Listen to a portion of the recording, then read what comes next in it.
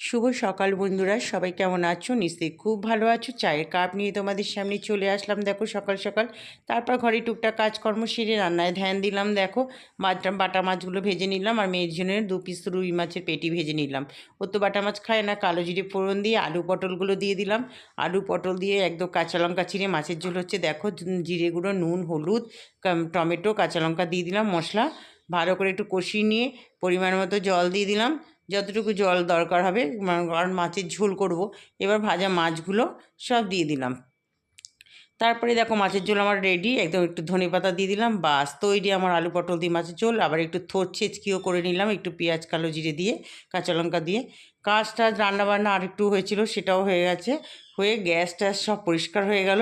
এবার বেসিনও পরিষ্কার হয়ে গেল, বাসনও দেখো সব ধোয়া হয়ে গেছে। তারপর খেতে বসে গেলাম, চান টান করে সব সাজিয়ে গুজিয়ে নিয়ে খেতে বসে গেলাম। দেখে নাও, টাটা।